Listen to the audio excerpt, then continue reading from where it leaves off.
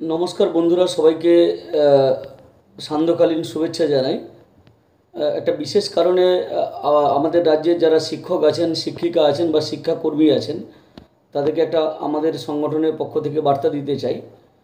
আপনারা সবাই জানেন যে গত 3 দিন ধরে এই যে আর.জি. কর কাণ্ডের প্রতিবাদে যে ঘটনাগুলো ঘটছে একটার পর একটা, বিভিন্ন জেলার ডিআইরা যেভাবে ফরমান জারি করছেন, সে ব্যাপারে আমাদের বক্তব্য তো ইতিমধ্যেই সোশ্যাল মিডিয়াতে বা টেলিভিশন চ্যানেলের মাধ্যমে আমরা জানিয়েছি। তার সাথে সাথে আর একটা কথা, গুরুত্বপূর্ণ কথা সবাইকে বলতে চাই আর কি, যে এই যে একটা অমানবিক নারকীয় ঘটনা ঘটেছে এবং সেই ঘটনাটাকে ধামাচাপা দেওয়ার জন্য সরকার পক্ষ থেকে যত রকমের ছলচাতুরির আশ্রয় নেওয়া যায় সেই ছলচাতুরির আশ্রয় তারা নিচ্ছে। এবং ঘটনাক্রমে আমাদের রাজ্যের যে নারী সমাজ বিশেষ করে আর কি, তাদের মধ্যে একটা জাগরণ হয়েছে, নারী জাগরণ হয়েছে এবং তারা তীব্রভাবে প্রতিবাদ করছে। এখানে রাজনীতি না দেখে, রং না দেখে তারা প্রতিবাদ করছে। এমনকি সরকার পক্ষের অনেক লোক আছেন যারা সরকারকে ভোট দিয়েছে, মানে ভোট দিয়েই সরকারকে ক্ষমতায় নিয়ে এসছে বা এই দলটাকে ক্ষমতায় নিয়ে এসছে, তাদের মধ্যে অনেকেই কিন্তু রাস্তায় নেমে প্রতিবাদ করছে। বিশেষ করে মহিলারা আর কি, তারা বুঝতে পেরেছেন যে কোথাও তারা একটা ভুল করে ফেলেছিলেন অতীতে এবং সেই ভুলটা শুধরে নিতে চাইছে। তো এই যে আন্দোলন হচ্ছে, ধারাবাহিক প্রতিবাদ হচ্ছে গণতন্ত্রকে রক্ষা করার জন্য, আমাদের নারী সুরক্ষাকে বাড়ানোর জন্য এবং কর্মক্ষেত্রে সুরক্ষাকে বাড়ানোর জন্য, তাতে করে সরকার একটু আতঙ্কিত হয়ে পড়েছে, ভয় পেয়েছে এবং সেই জন্য খোদ মুখ্য সচিব মিস্টার গোপালিকা তিনি হোয়াটসঅ্যাপ মারফত বিভিন্ন ডিএমদের নির্দেশ দিয়েছেন এবং সেই ডিএমরা বিভিন্ন ডিআইদের পরোক্ষভাবে চাপ সৃষ্টি করে অর্ডার বের করছে। তাতে করে যেটা বলা হচ্ছে যে স্কুলের ছাত্র, শিক্ষক, শিক্ষাকর্মী তারা কোথাও কোথাও বলেছে মিছিলে যেতে পারবে না, কোথাও কোথাও বলেছে সরকারি প্রোগ্রাম ছাড়া বাইরে কোনো প্রোগ্রাম করা যাবে না।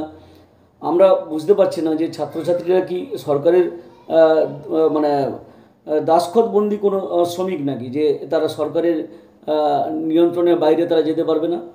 সরকারি স্কুলে বা সরকার পোষিত স্কুলে তারা লেখাপড়া করে, এটা ঘটনা, এবং যতক্ষণ স্কুলে থাকে তখন সরকারি নিয়মকানুনের মধ্যে থাকে।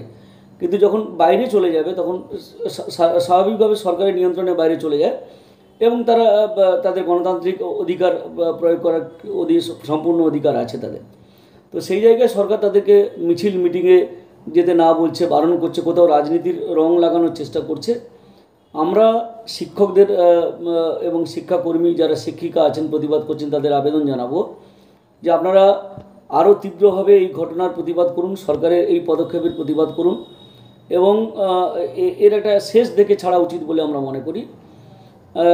সেক্ষেত্রে রাজনীতি যদি ছেড়ে কাজটা করতে হয় সেটা করুন, পতাকা ছাড়া যদি করতে হয় সেটা করুন, কোনো অসুবিধা নেই, কিন্তু এর প্রতিবাদ করতে হবে। বিশেষ করে আমাদের রাজ্যের যত শিক্ষিকা আছেন বা মহিলা শিক্ষাকর্মী যারা আছেন, তাদেরকে আমি আরও বেশি করে আবেদন করব, আমরা তো আপনাদের পাশে আছি।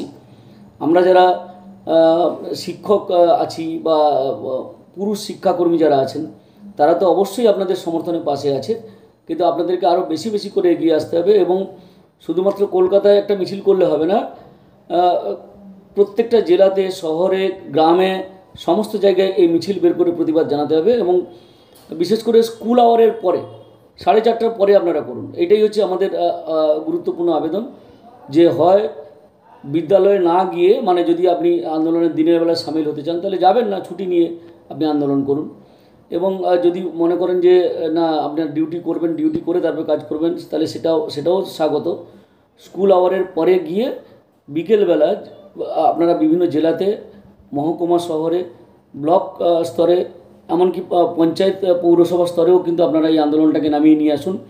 এর একটা বিহিত হওয়া চাই বলে আমরা মনে করি, কারণ আমরা পরিষ্কার সবাই বুঝতে পারছি যে সরকার একেবারে ওপরতলা থেকে এই দুষ্কৃতকারীদের বাঁচানোর চেষ্টা করছে, এই ধর্ষণকারীদের বাঁচানোর চেষ্টা করছে, যেটা মহিলারা ভালোভাবে বুঝতে পেরেছেন এবং সেই জন্য তারা 14 তারিখ রাতের দখল নেওয়া বলে যে স্লোগান, স্বাধীনতা দিবসের ঠিক প্রাক্কালেই আর কি, সেটা করেছিলেন। এবং আপনারা জানেন যে একটা অভূতপূর্ব ঘটনা ঘটেছে এবং ইতিমধ্যেই পরাধীন ভারত বলুন বা স্বাধীন ভারত বলুন, একটা নতুন ইতিহাস তারা সৃষ্টি করে ফেলেছেন পশ্চিমবাংলাতে।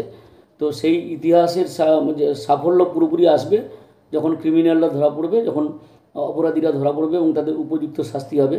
এবং সেটা যতক্ষণ না পর্যন্ত হয়, এই আন্দোলনের ধারাবাহিকতা, তীব্রতা এবং গভীরতা বাড়াতে হবে। এবং এই আবেদনটা আমরা রাখছি যে আপনারা ডিউটি আওয়ারের পরেই এই কাজটা করুন, তাতে সরকারের কিছু বলার থাকবে না, আর সরকার কিছু করতে পারবে না। সবাইকে ধন্যবাদ। আমার নাম স্বপন মণ্ডল, সাধারণ সম্পাদক বঙ্গীয় শিক্ষক ও শিক্ষাকর্মী সমিতি।